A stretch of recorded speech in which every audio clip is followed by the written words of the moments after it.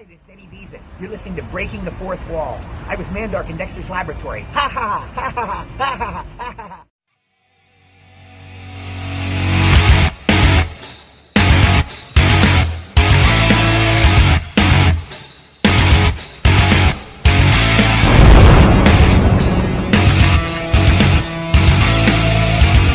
You are listening to Breaking the Fourth Wall on Realm of the Mist Entertainment.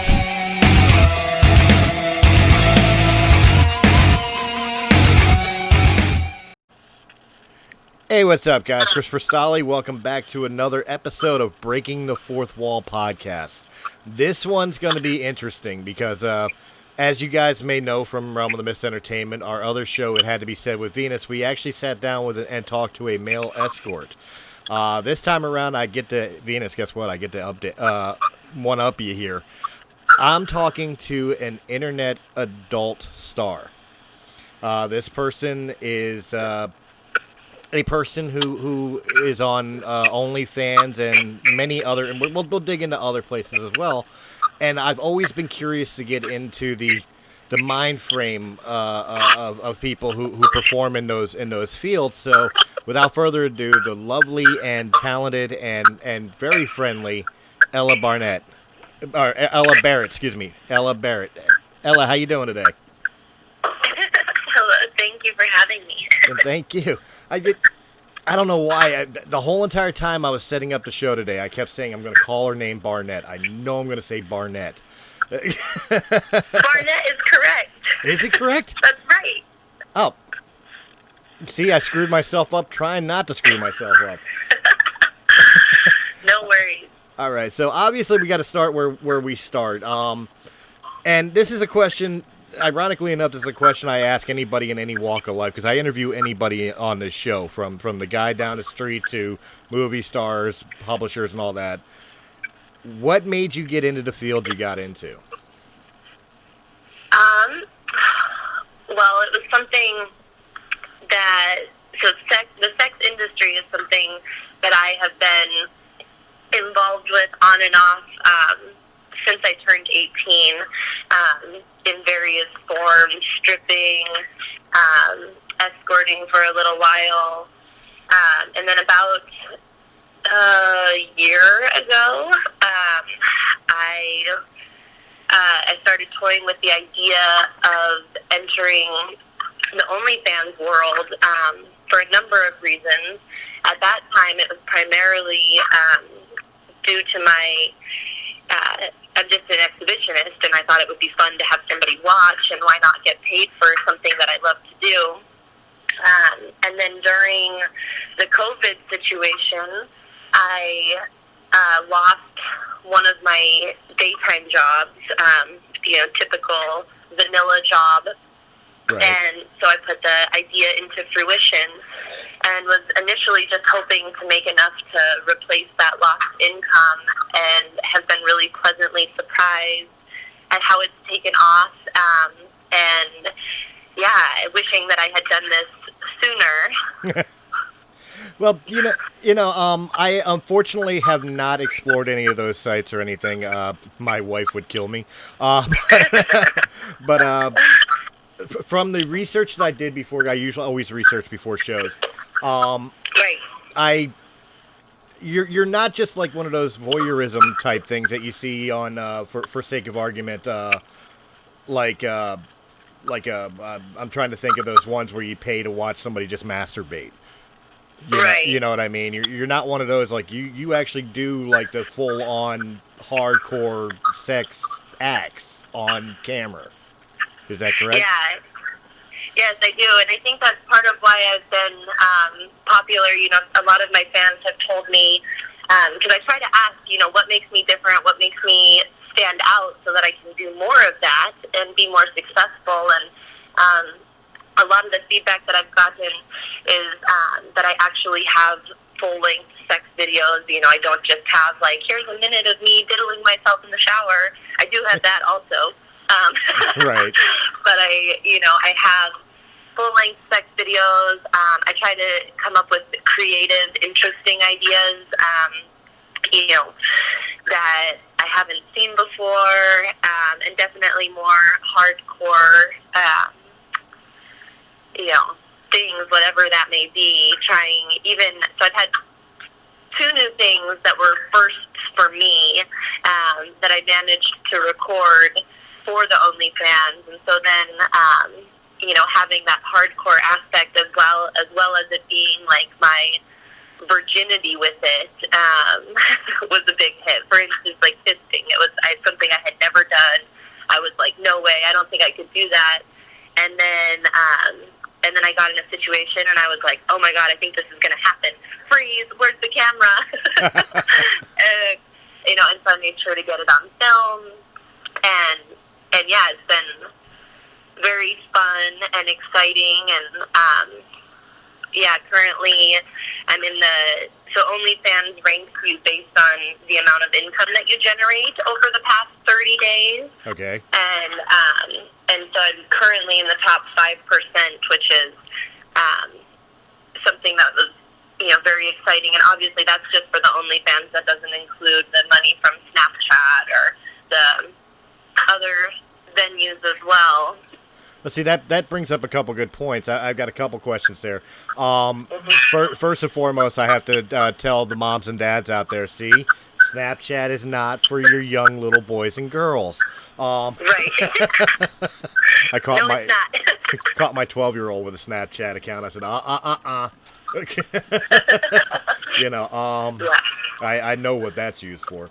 But no, you bring up other venues, obviously, besides OnlyFans, that you are connected to. I know there was, I'm sure there's plenty of, I hate to use the term, but, for lack of a better term, porn websites that are paid, but were you ever a part of the ones that were also free to view as well, like for sake of off the top of my head, like YouPorn, I believe? Yeah, I mean, I've had a lot of people ask, like, why I don't do Pornhub or, like, real porn. Pornhub, that's the one I was trying to think of. Yeah, there's a couple of reasons for that. Like, one, they don't pay as well. And then, I do OnlyFans and mini-vids, both which give you 80% of your income. Okay. And the other thing that I like about OnlyFans and mini-vids is that there's, like, a level of anonymity. Obviously, you're never, like, completely anonymous in this line of work. There's, I'm well aware of the fact that I could get outed, and, but I try to take the measures that I can take to prevent that. None of my public social media profiles can identify me, and so I like having all of my videos behind subscription, because I'm like, that way if somebody really wants to find it, they can go pay and they can find it, but it's not just something like, my uncle's going to be watching porn and like, oh fuck, there's my niece, so well, it takes some work to get to them. That was definitely going to be one of my questions, but I'll save that for later, because first I'm delving into what you do and you do not do. And for people that are listening as well, again, we're not doxing anybody here, so don't expect to get any personal information about Ella. I'm not even sure Ella's her real name. It may be a stage name, and that's where we're leaving it. So you're not getting that information from us. But now, with the fact that you do a full-on XXX features on your OnlyFans, and I missed what you called the other site, but mini-vids. It's called mini-vids, like MANYVIDS. Okay, mini-bids. All right, or mini-bids. When you have a partner, is it kind of like the video porn industry where it's another porn actor, or is these people like friends or boyfriends or whatever, girlfriends, whatever it is that you're talked into doing it with you, or how does that work? For me personally, it's just partners that I already had. I went through a breakup last year and kind of entered into a real slutty phase, and so I didn't really have any shortage of partners. I was, I guess, unsure about whether or not they'd be willing to let me film them, and was pleasantly surprised that virtually all of them said, yes, that's fine, and, signed the model release forms for me. And I think that is probably also different from what my fans are used to seeing, because, nothing is scripted, nothing's planned out. We don't sit down and we're like, okay, first we're going to do this position, and then this. It's all just very organic. These are people I'm already have a connection with and hooking up with. And I do constantly get messages from various fans or other models being like, let's film, let's make a video. And I don't do that. I just would rather have it be an organic thing. Well, that's something I imagine that a lot of people I even see it on Twitter. Twitter's not as family friendly as they like to pretend to be either. Yeah, no. And I see that a lot on Twitter. For some reason, somebody will share a picture that is not great, and it winds up on my wall, and I see all the comments on the picture, and it's always somebody either sending a dick pic or responding with a dick pic or begging to be the next one that the girl does. And I imagine especially in this type of industry, you got to deal with creeps like that all the time. Yeah, there's a lot of that. Of people, and every girl has different boundaries in this too. For me, when I re-entered this industry, I decided this time around that I wanted it to all be fun. Part of my issue with sex work in the past, when I was stripping or escorting, was that there was lots of fun moments, lots of fun clients, lots of fun guys at the club, but then there's just also a lot of really shitty ones. And when you're escorting or stripping, you can't get away from that. If a guy shows up, you're there. It's too late. Whereas in this industry, it's if a guy's creepy, I just block him, and I don't meet anybody. And so it's very easy for me to just keep it in the fun realm and only talk to the respectful people. And yeah, I do get a lot of requests for video chats or things like that. And most people are pretty understanding when you tell them no, I don't do video chats, I'll make you a custom video. But then you definitely get those that push back quite a bit, and then I block them. But once in a while you get lucky, like when I turn around and I asked you, would you like to do a video? Or not a video, yeah. but an interview, a video. We're talking about sex videos. Yeah, let's do a a podcast. So yeah, that sounded super fun. I was like, that sounds like it'll be very fun. But so much fun. I'm sitting here in my boxers. I'm kidding. I'm dressed. But now but the big thing that's still what was the progression that even pointed you towards this field? I mean, did you graduate high school saying I want to use my body to make money, or what made you even go to the adult industry? Yeah, well, so I had a pretty tumultuous teenage life. I was a wild child, I'm sure. My parents would say that that's putting it mildly. And so I actually graduated high school a year early and moved out. So I moved out when I was 17 and got involved in, I don't know, a lot of bad things. I was doing drugs, and so it just kind of went hand in hand at that point in my life.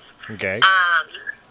And then I got sober in my early 20s and stopped all of it. Stopped the escorting, the stripping. I was like, this is not something that's conducive to not being, on drugs for me. And so it wasn't until a few years ago when I started swinging that I was like, okay, I can express myself sexually and have fun and do all of this in a way that's positive. And yeah, and so I kind of started toying with that idea again, because for a while it had been linked to when I was using and not in a good place, and so it's been really cool the past couple years to have this very like sex positive attitude that isn't like detrimental to myself. How does your family react to that? Do they know what you do? Yeah, I mean, so they don't, my whole family does not know. My mom knows. My dad, my dad and my sister suspect, I think. Like, they haven't really brought it up. But I accidentally logged into a family Zoom call over quarantine with my stage name, and so I think that was a big giveaway for my dad and my sister. Whoops. Yeah, my mom just says, like, you know, it's not what she would choose for me, but that she's glad I'm happy and healthy, and, you know, I think they're accepting, so they just want me to be happy, and I find this fulfilling, so... When you stated that you just went through a breakup, obviously you were in a relationship beforehand. How did your relationship handle this line of work? You know, the relationship that I was in, one of the big issues was how unfulfilling it was sexually, and so that was, you know, several years ago I proposed the idea of non-monogamy, because I was like, I'm not the type of person, I don't think, that can be fulfilled in a monogamous relationship. It's just like, it's not for me. And initially, I received a lot of pushback. He was like, no way, no way, no way.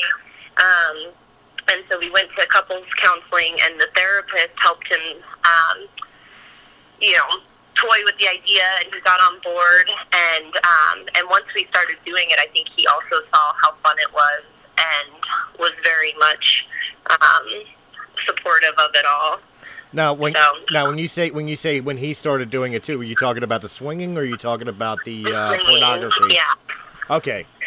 So he was never. He wasn't. I started the OnlyFans after we had split. I had started actually posting videos and stuff like that for free while we were together, and he was okay with that. I think he also kind of enjoyed showing me off and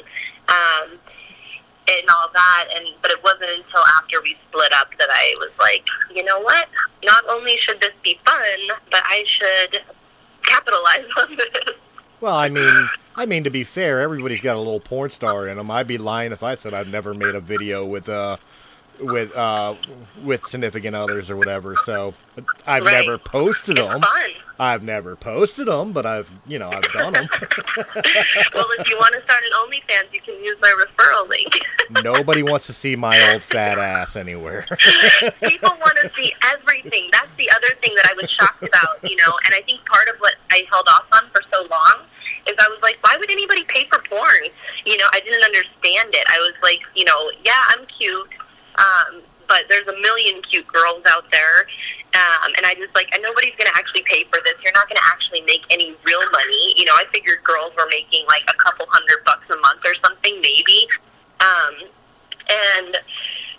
And so, yes, I totally didn't get it. And then once I started doing it, I was like, oh, they're not paying for porn.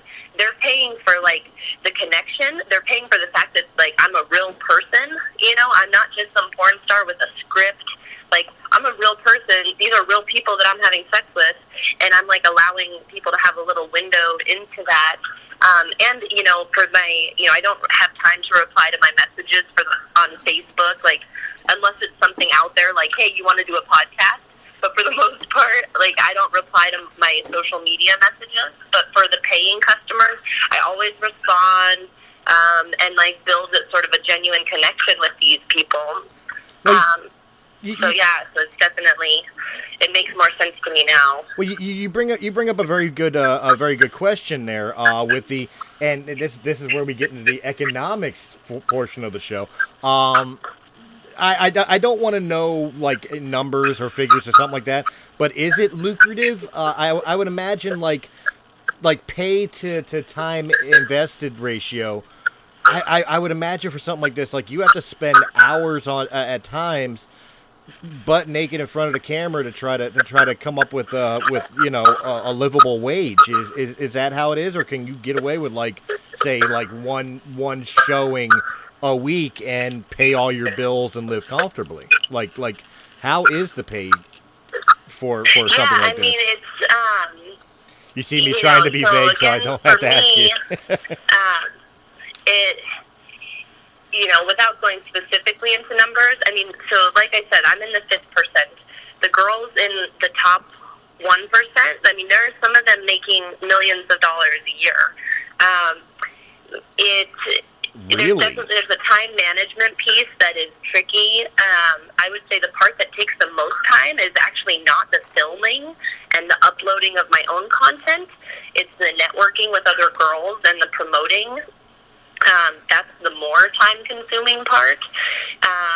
But, the filming is, like I said, it's stuff I was already doing, so that's not really adding any sort of, work or time. It's just that, when my friends come over, I set up a camera now beforehand. Or I have, one girlfriend that likes to film, so, I'll have somebody meet me at her house, and she'll film it for me.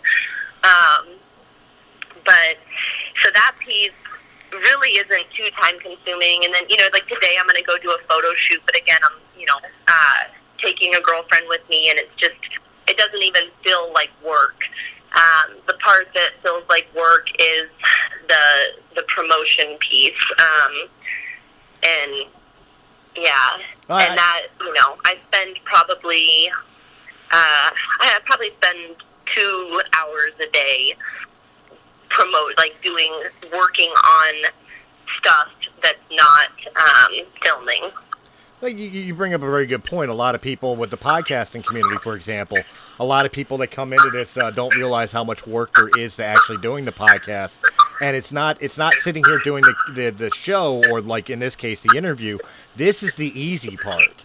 The part afterwards is the editing, the uploading, the promoting, the getting it out there and getting people to listen to it and share it out. And that's the hard work that almost turns into a full-time job in a sense with a lot of people. And unless you're somebody like Joe Rogan, you're not making a living off of it. In this case, though, you are.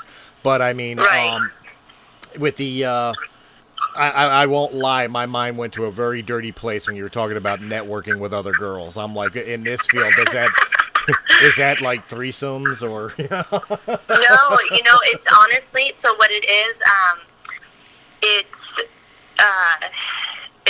kind of hard to explain, but I'll try to break it down. So there's an app that basically, not all of the girls on OnlyFans, obviously, but I would say most of the successful ones are in this app, and it's a chatting app, and we network there so that we can shout each other out.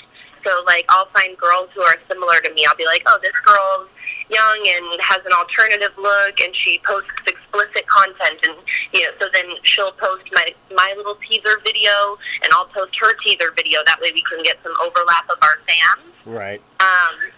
And so it's mainly, it's things like that where you're just trying to find similar girls to promote you, and then you promote them as well. And that, you were talking about how much work the podcast is.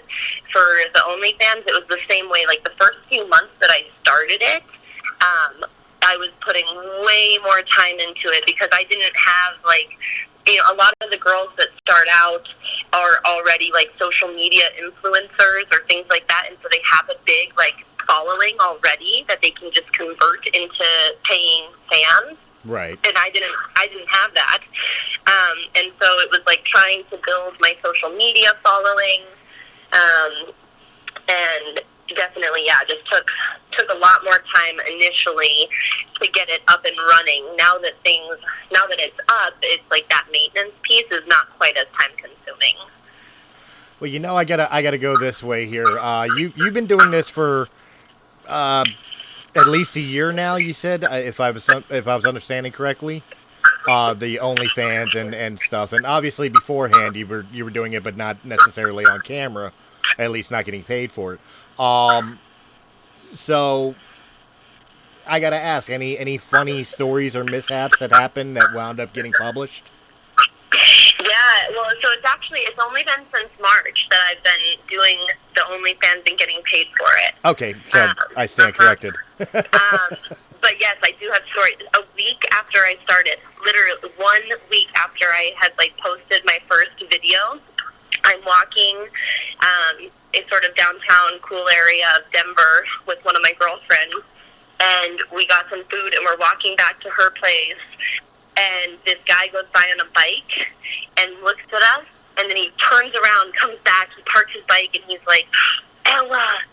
And I was like, oh my God! And this girl, the girl that I was with is one of my best friends. She's actually the one who enjoys filming some of my videos, and we just started laughing.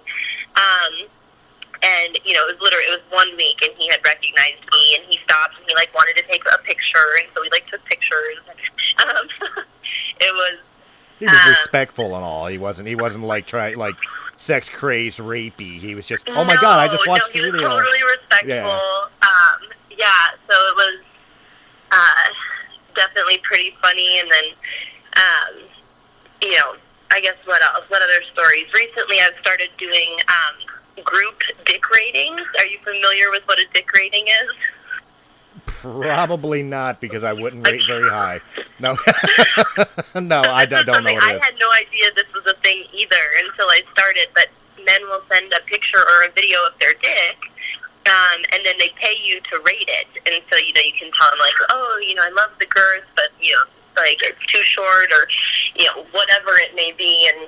And so some of the girls that I was talking about with the networking, we decided to start doing group dick ratings. And so the guys will send the picture, and then as a group we'll all rate it. And we got one yesterday, and none of us could figure out what it was. We're like, are we looking at one ball here? But if we are, where is the penis?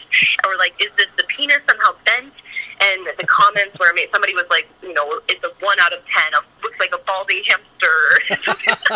And then you have to send these to whoever sent the dick pic. And, oh man, it's just so you're telling me not only is a person sending you a dick pic, but they're paying you to rate it.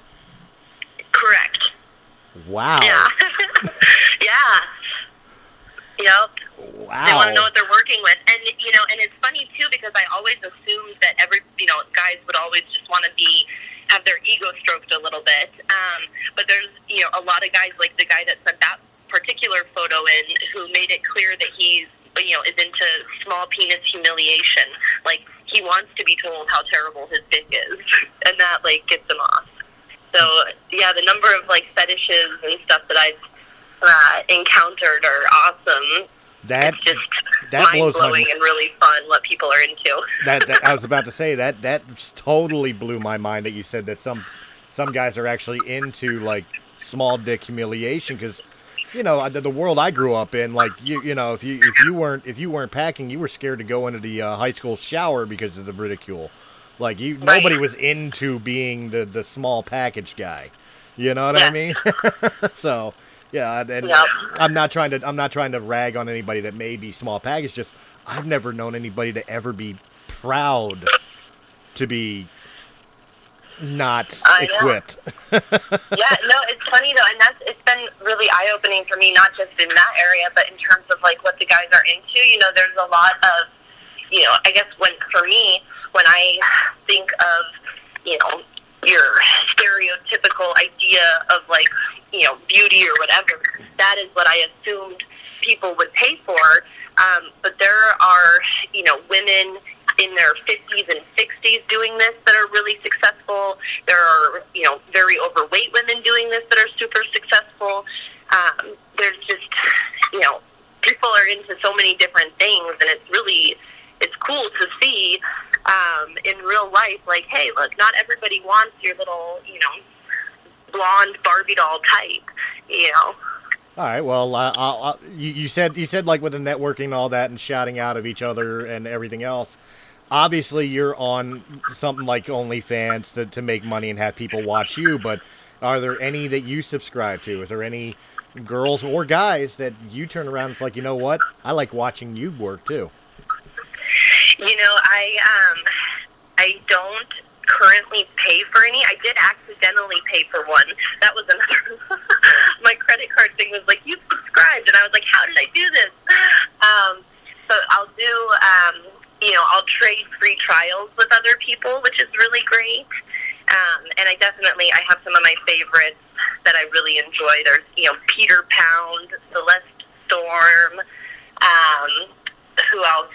Snow, Audrey. There's a bunch of other sex workers out there where it's fun, not only for me to get to watch their content, but also just get ideas, and all these people are really cool people. I encounter a lot of people, especially in Snapchat, where they'll message and they'll be like, "Are you real?" And I'm like, I haven't encountered many fake people here. Like, everybody that I've networked with and talked to is like a real person with a real life and has been super cool. Yeah. Well, that's the part I'm going to be going to next here for the conversation is, a lot of people, especially when it comes to sexuality, that's kind of a recreation, what they do in their personal life and stuff like that, as opposed to their jobs, their hobbies, whatever the case may be. You're kind of the exact opposite here. So it's going to be really interesting to find out what Ella does when she's not working. Like, what does Ella do for fun? Yeah, that's, and I think that's part of why people really seem to like my Snapchat, because I don't have a premium Snapchat or anything. Right. I just have a normal Snapchat, but it's one of the main ways that I get new subscribers. Because I post a bunch of sexy stuff on there, but I also post pictures of my garden, or going to play soccer and things like that. And so they like getting that taste into my real life as well. Do you see yourself stopping this anytime soon? Like deciding to go for the, as you called it earlier in the episode, a vanilla 9 to 5? Yeah, probably not anytime soon. Just currently, this is what makes the most sense for me. Again, without getting into too much detail. Right.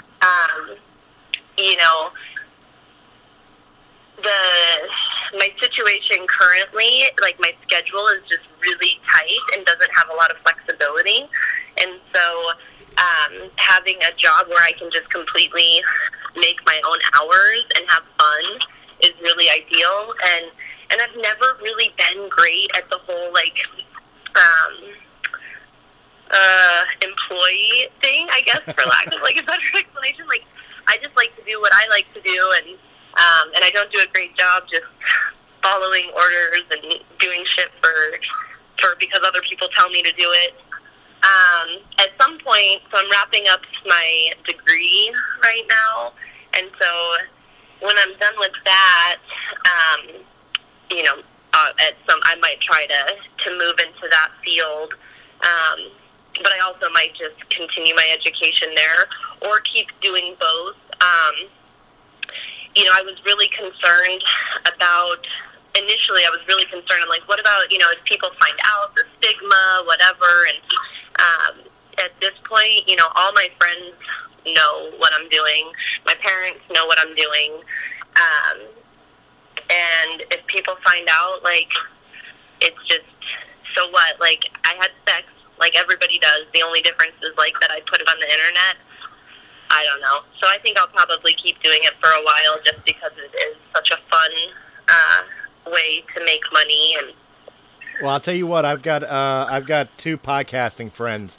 Kind of a fair trade off to what you're saying about the stigma portion of it. Obviously, I'm not gonna dox their real names. Because of the fact that they are actual engineers in real life. That's their job. But their podcast is very sexually oriented, talking about sexuality and their particular sexuality and all. Their podcast is called Engineers Who Fuck. okay. Right. You know, and they're the exact same way. Stage names and keeping themselves as anonymous as they can because, first off, they're two, you know, attractive young ladies, but second off, they don't want the podcast to bleed into their real life. Right. You know, their real careers. Yep. So. And that's, I mean, for me, it's like, if, you know, like I said, I think earlier in the podcast, I am aware that, you know, there's a chance I could get outed. You know, I take the precautions I can to prevent that. Right. But thankfully, I'm in a position, you know, where, like, I'm not a politician, I'm not a doctor or a teacher. You know, it's not something that, like, if it came out would destroy my life. And that's, you know, one of the things that I'm really careful with my content is, you know, everything I post, I try to think about, like, if this got leaked, how would I feel? And currently, everything I have posted, I'm like, you know what? It's sexy, and if it got leaked, my friends would probably be turned on. Like, you know, I've had requests, like, you know, guys are like, let me watch you fart, or, you know, let me do this and that. And it's like, I won't do anything that I don't personally find sexy in some way, because I'm aware of the fact that, like, it's the internet, and there is a chance that it could come back, and, you know, so... Wow, that again, you're blowing my mind. There's guys that actually ask for that. What? Yes, but, and they want to pay a lot of money. Just, and not even sexual. They just want me to, like, hold a camera and fart in front of it. That's strange. That's strange. I'm like, I don't even think I could, honestly. I'm like, I just think that would be too much for me. There's no way. You heard it here first, folks. You know, she'll take a fist up the rear end, but she won't. She's camera shy, and the line is farting in front of the camera. It's so true. But you mentioned that you're in school right now for a degree. Yeah. If it's not revealing too much, what are you majoring in? What is the degree you're going for?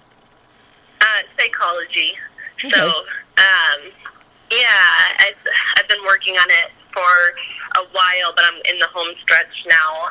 But if you know anything about psychology, you really can't do much in that field with a bachelor's. So that's why it's like, you know, I might decide to go on and get a master's.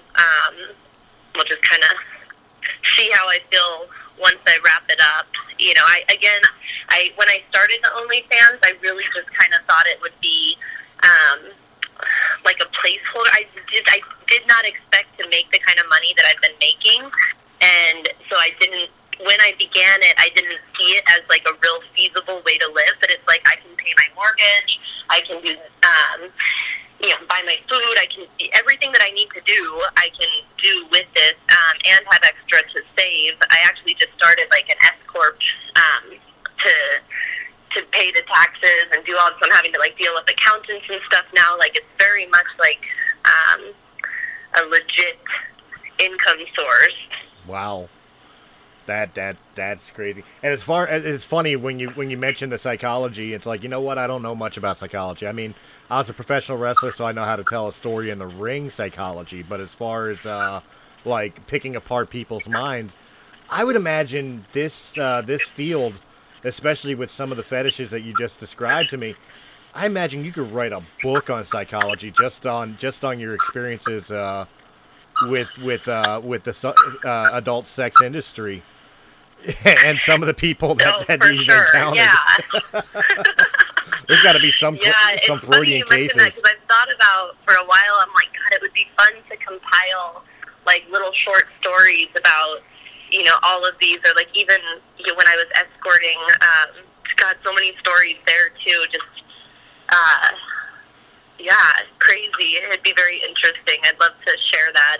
And there's not many places, like, I have a couple really close friends who I've told some of the funnier stories to, but it's not just something you can bring up like an everyday conversation, like, oh yeah, I had, you know, when I was working at the strip club, this happened, or, you know, things like that.